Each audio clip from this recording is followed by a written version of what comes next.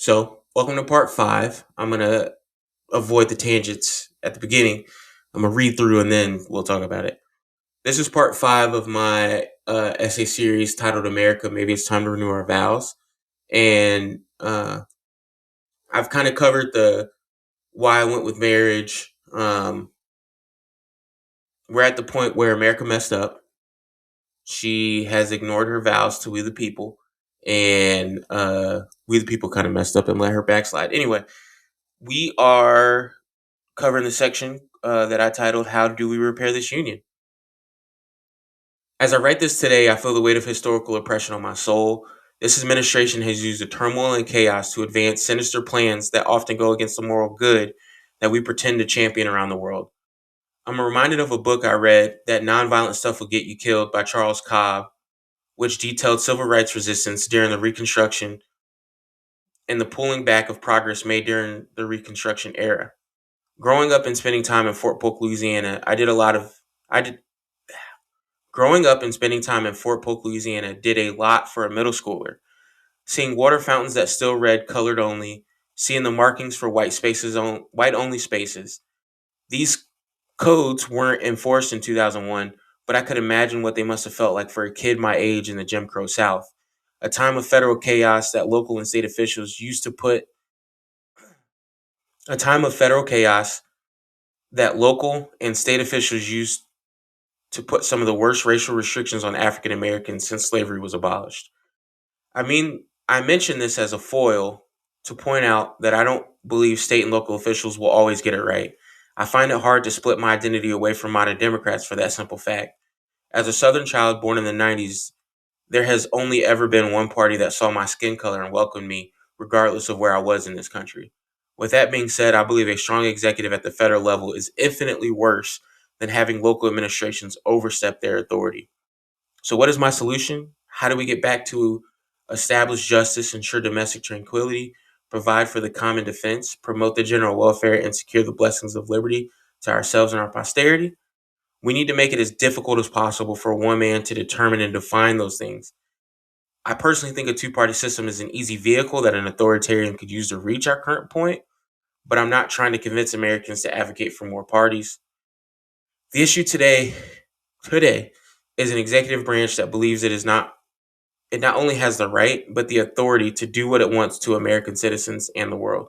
We as Americans were founded on the concept that representation mattered and that power does not belong in one person or branch. The power that we grant politically is not meant to be decisive and fast. That power has the ability to murder millions or save millions. The power should be restrained and only used when absolutely necessary. With that being the case, I plan to close this series out in my next essay. I will highlight how the founders left a blueprint on how we move forward without completely losing the Union. So, in this section, I want to separate myself from the conversation of Republican Democrat. As I've written and as I've learned more, this is me trying to use the small d Democrat of believing in democracy, the freedom of choice by the people. I'm filtering again, so apologies. We we have a democracy in the form of a constitutional republic, and that is power derived from the people. We give representatives power, and we want them to act on our behalf as our representatives. When you have all that power consolidated in one person, and that one person thinks that because they were elected, they have the authority to do whatever they want to do, that is a narcissist. That is a person that should never be close to the political office. Your elected officials are public servants. They represent you, they work for you. The moment they step in front of you, they have proven that they don't have the ability to lead people.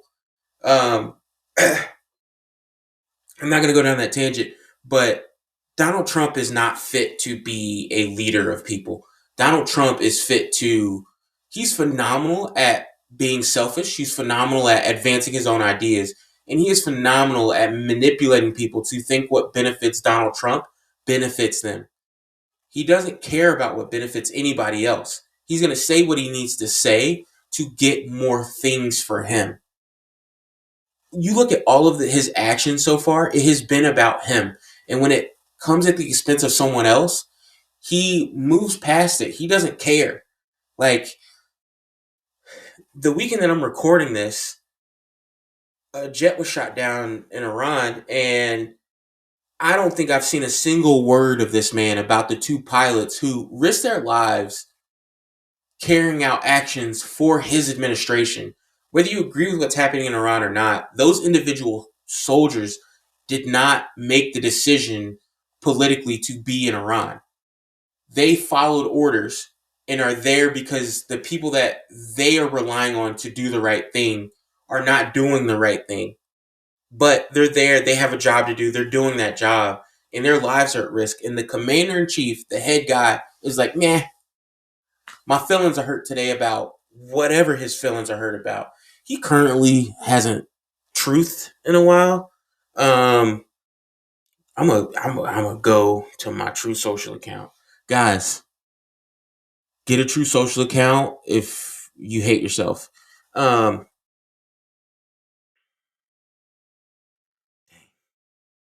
he did a True Social 6 hours ago. Ugh. When I started the comment, he hadn't been seen publicly, allegedly rushed to the hospital. But he tweeted about the pilot.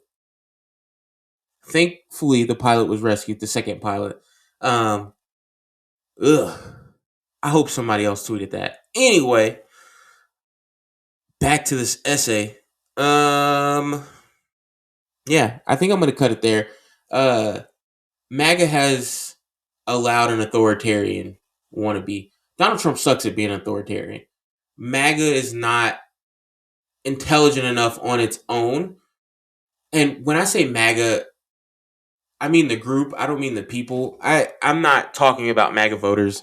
As I've said before, people have the beliefs that they have because the community they're in shape their beliefs about the world. The entity that is MAGA is too absolutely stupid to realize that they created an authoritarian. I know there are people in this country who aren't small d Democrats. There are people in this country who think an authoritarian will do the right thing. A person from the other political party had the power that they want to give their guy, they would be pissed and ready to use the guns and ready to have a revolution and asking who's going to join me, and doing some weirdo stuff if the other political party had the authority that they have given their guy who's not fit to serve as a representative of the people. I'm not going to go too far. Anyway, that is this essay, and I think I'm going to do 2 more videos. That was part 1, 2, 3, 4, 5. That was part 5. Thank you for joining.